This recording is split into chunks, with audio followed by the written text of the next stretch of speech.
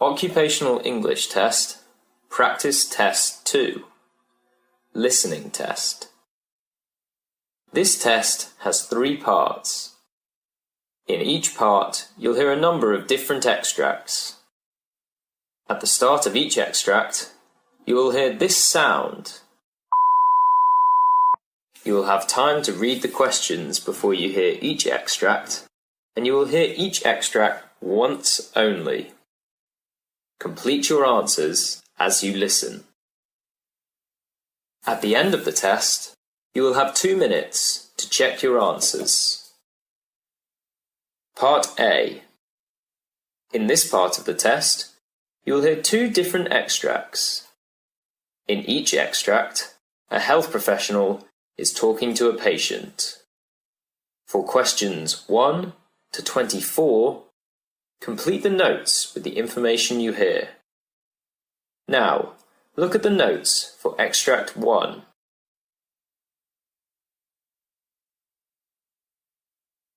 Extract 1. Questions 1 to 12. You hear a cardiologist talking to a patient called Jessica Saunders. For questions 1 to 12, complete the notes with a word or short phrase. You now have 30 seconds to look at the notes.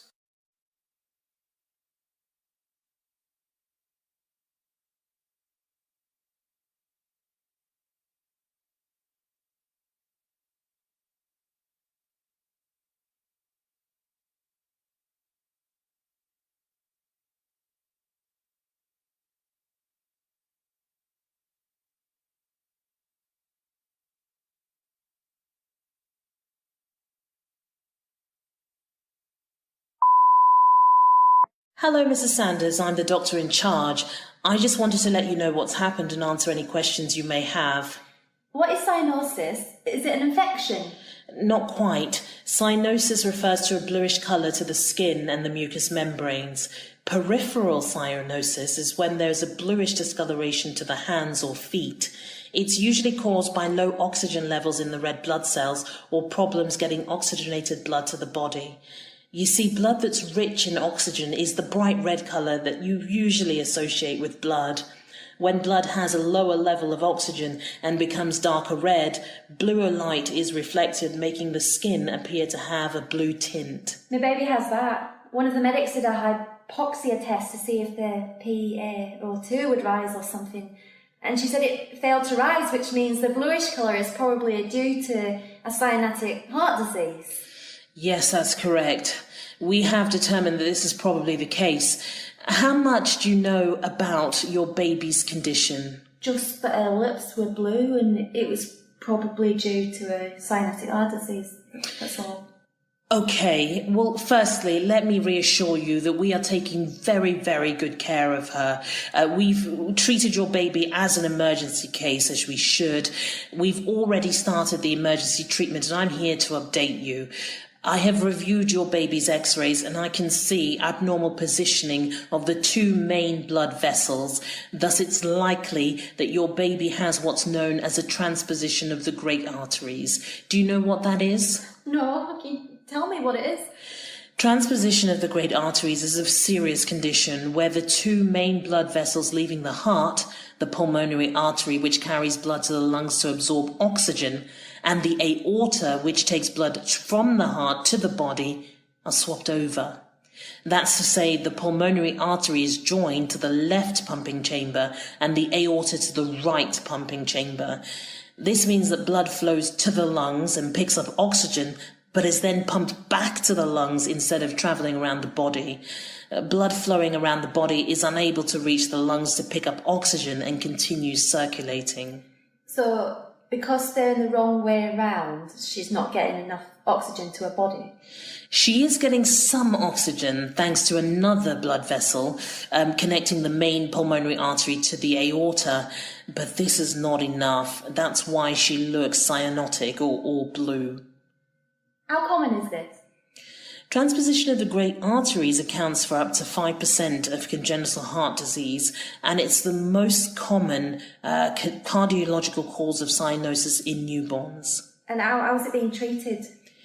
We started a prostaglandin medicine to keep the ducts open because it closes naturally after birth. We will also need to do a balloon atrial septostomy, which is a surgical procedure in which a small hole is created between the upper two chambers of the heart, the atria. This will improve the mixing of oxygenated and deoxygenated blood at the atrial level, but ultimately an atrial switch operation will need to be performed to provide a definitive correction. But one of your doctor colleagues listened to her heart and said that there were no murmurs. And I wanted to ask what that is, but they were gone by the time I could. Murmurs? Well, that's that sound, that whooshing or swishing sound. They can be harmless or innocent. Harmless murmurs may not cause symptoms and can happen when blood flows more rapidly than normal. Extract 2. Questions 13 to 24. You hear a dentist talking to a patient called Chrissy White. For questions 13 to 24, complete the notes with a word or short phrase. You now have 30 seconds to look at the notes.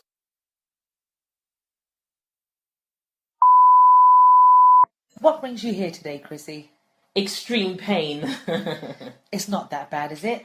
It started with a numbing pain a few months back. I didn't think much of it, and in fact, when I came back here then, the dentist sent me away with a bit of penicillin. Yes, I did see that x-ray from the visit. It's a shame that antibiotics didn't do the trick. No, and now the pain's flaring up again. What causes it? Anything and everything, it seems. It's mainly when I drink something hot, but it also happens if I eat something cold, like ice cream. I see. What type of pain is it? Like a sharp pain all over my teeth. Oh dear. With it being a wisdom tooth, it seems that we may have to look at taking it out. Take it out? I'd rather have a filling if possible, and not one of those metal ones. Silver amalgam? Yeah, not one of those. The ones that look tooth-like. Ordinarily, it is possible to have composite resin filling. How does that work? Well, I will need to use a local anesthetic to numb the area around your tooth. Then I'd use one of those air abrasion instruments over there to remove the decay. After that, the area needs to be cleaned of any bacteria and debris so that I can see if the decay has reached the root. We've got to protect the nerve, you see.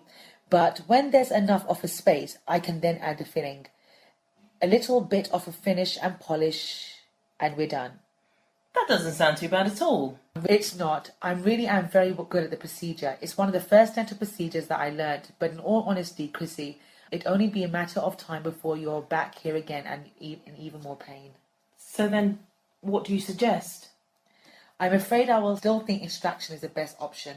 An extraction? Oh, now I'm starting to feel woozy. Oh, don't worry. It's not as major as it sounds. Just like the filling, it's all under the local anesthetic. Will it hurt? You'd feel a little pinch when the needle goes into your gum and before the anesthetic kicks in, but that's about it. I'd make sure to numb the tissues surrounding your molar too. I'll even make sure to do some tests around your gums to make sure it's working before we start anything. Thanks. And then? Well, then I have to expand your tooth socket.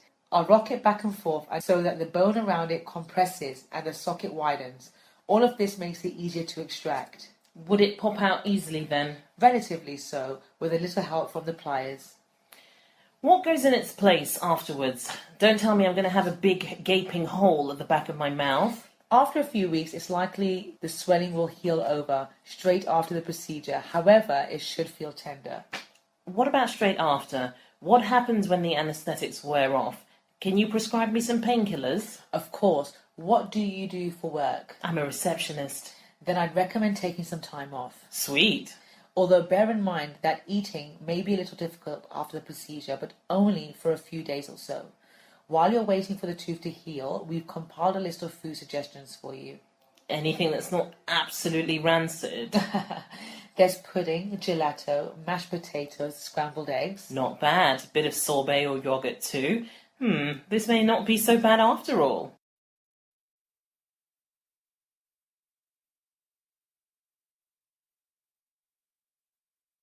Part B.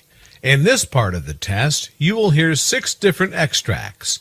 In each extract, you'll hear people talking in a different healthcare environment. For questions 25 to 30, choose the answer, A, B, or C, which fits best according to what you hear. You will have time to read each question before you listen to the audio. Complete the answers as you listen to the audio. Now, look at question 25. You hear two doctors discussing the topic of keeping the immune system under control. Now read the question.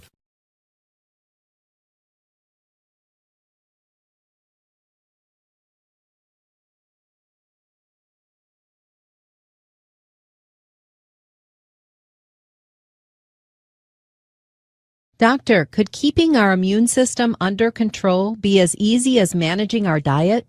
Well, for instance, the immune cells involved in multiple sclerosis mainly depend on sugar to activate the disease. However, the common drug for multiple sclerosis, dimethyl fumarate, blocks this energy pathway. Contrarily, these energy pathways are feasible targets to treat certain diseases that might extend to dietary measures. I'd like to be extremely cautious about this because nowadays diseases and diets have become very common. However, the theory that energy metabolism is crucial in the way the immune system reacts suggests that there are possibilities that different kinds of diets are going to have impact on our immune system that we're just starting to understand but are yet to understand it completely.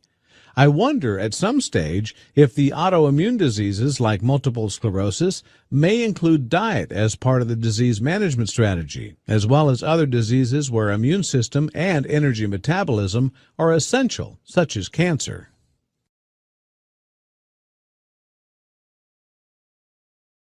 Question 26. You hear physicians discussing the topic of coping with a peanut allergy. Now read the question.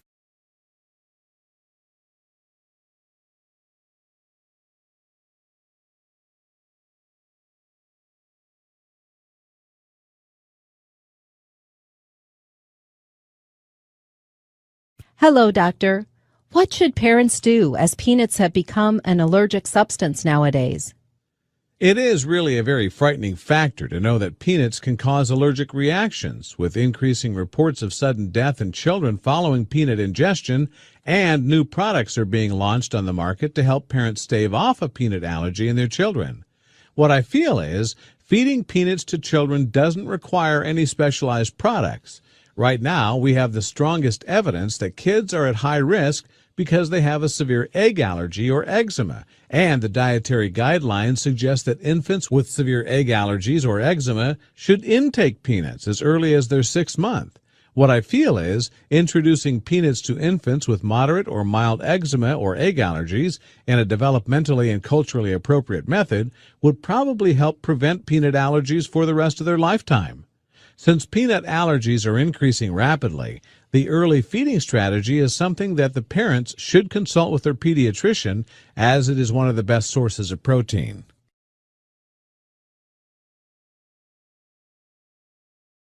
Question 27. You hear the discussion between physicians on the importance of food challenge. Now read the question.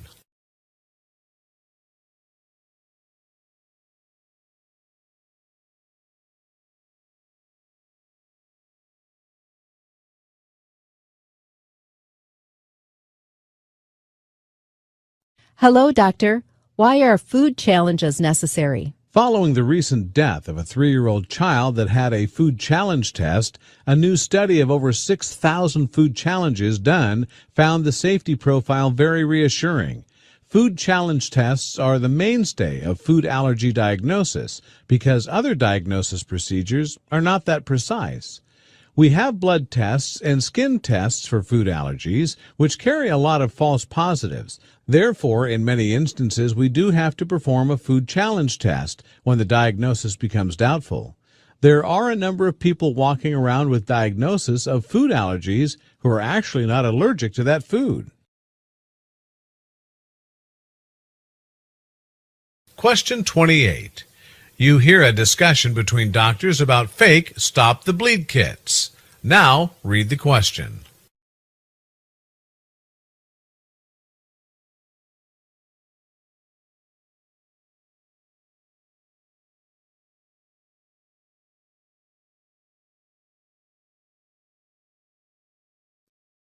Doctor, how do we get rid of the imitators of Stop the Bleed kits? Stop the Bleed is a national campaign to increase awareness and provide training and kits to help the people witnessing traumatic bleeding. However, we must be very careful when obtaining the kit for our locality.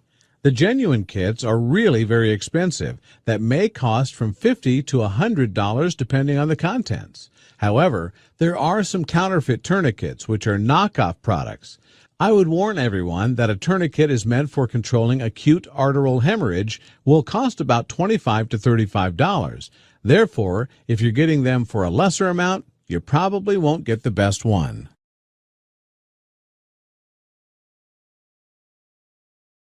Question 29. You hear a physician explaining to his nurse about causes of obesity. Now read the question.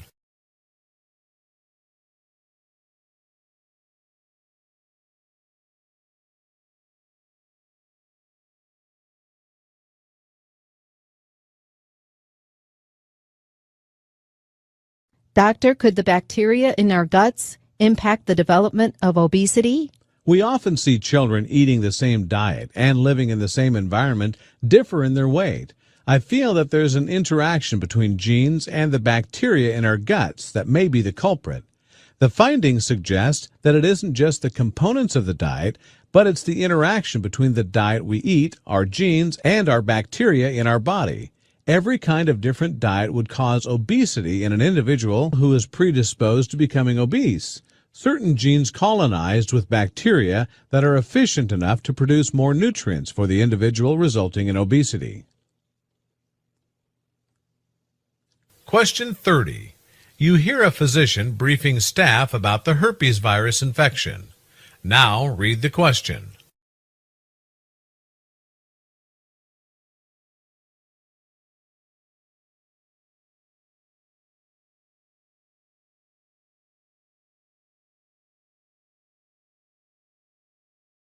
Typically, the herpes virus infect the genital or oral mucosa.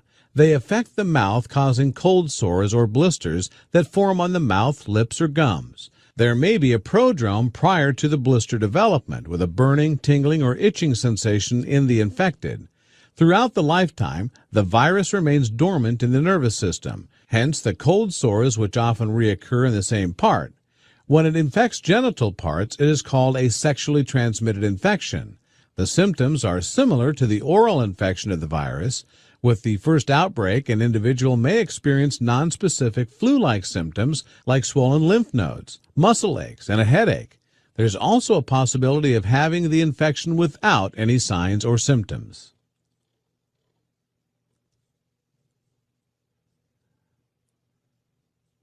That is the end of Part B.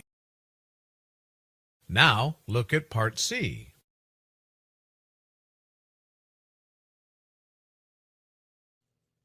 In this part of the test, you'll hear two different extracts. In each extract, you'll hear health professionals talking about specific aspects of their work. For questions 31 to 42, choose the answer A, B, or C, which fit best according to what you hear. Complete the answers as you listen to the audio. Now, look at Extract 1. Extract 1. Questions 31 to 36.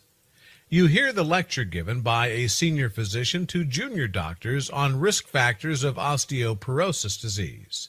You have 90 seconds to read questions 31 to 36.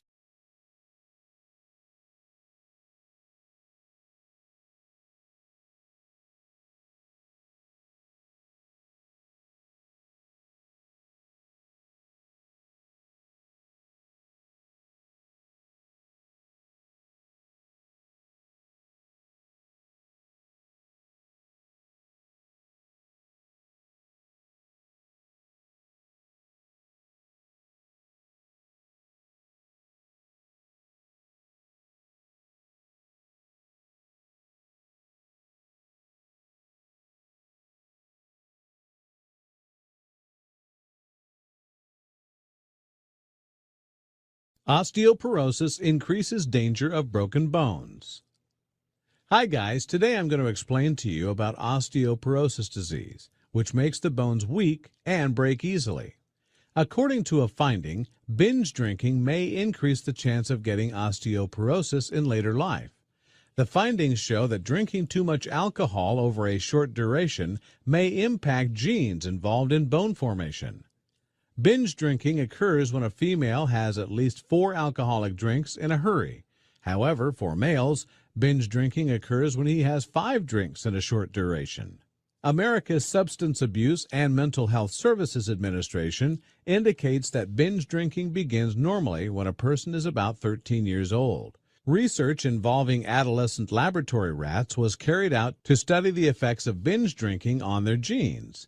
They injected alcohol into the rats that resulted in a blood alcohol level of 0.28.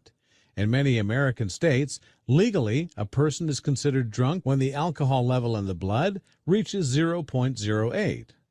Some rats were injected with alcohol once a day for 3 days. The alcohol affected 300 bone-related genes in those rats. The other rats were injected with alcohol daily, but the injections continued for 4 weeks. In such cases, 180 genes were affected.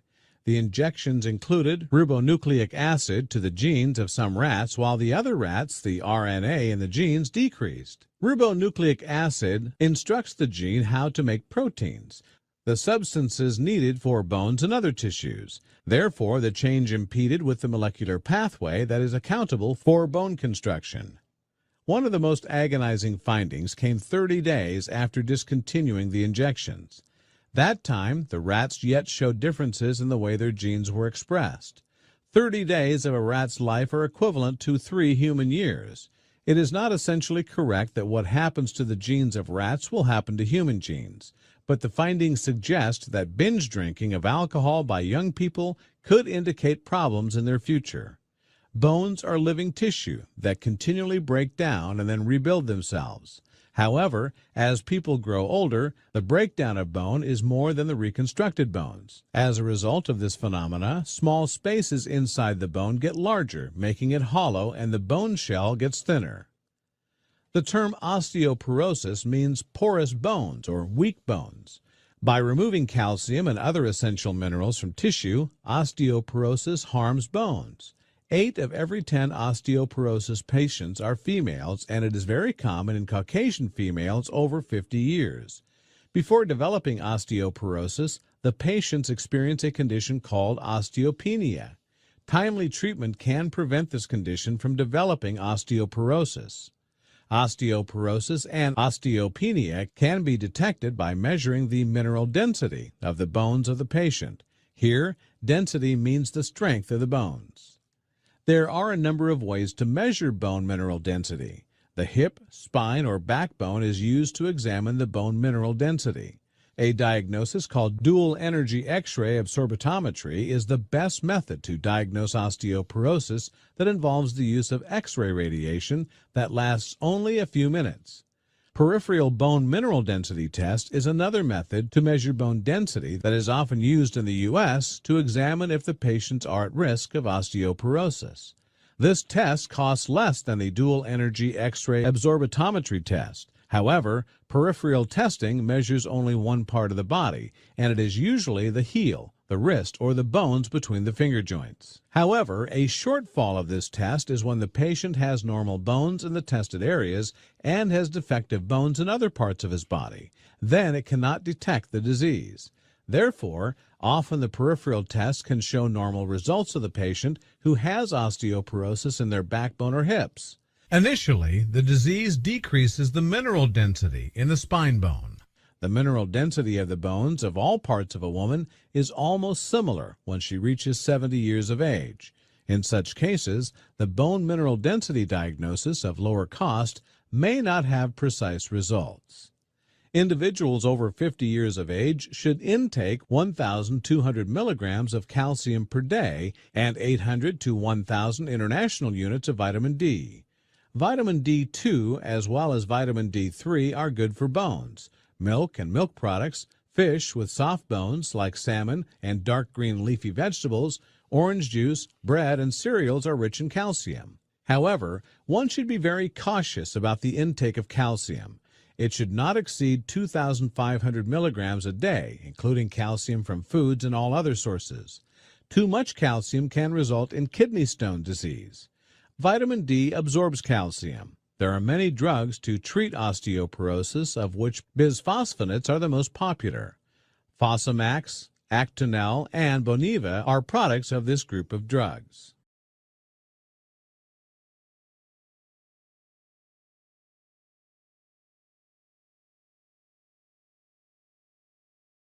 Now look at Extract 2, questions 37 to 42. You hear the brief instruction given by a physician to his staff on the abnormalities in thyroid functioning. You have 90 seconds to read questions 37 to 42.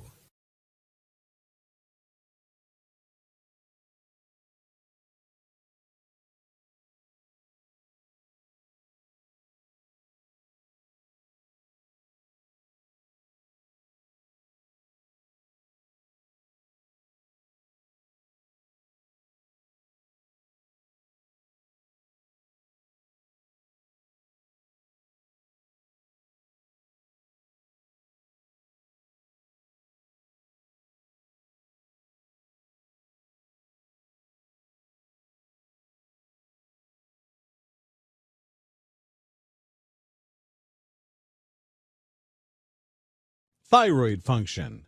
The thyroid is a tiny gland in the lower front part of our neck that is responsible for regulation of many of the body's processes, such as energy generation, metabolism, and mood swing.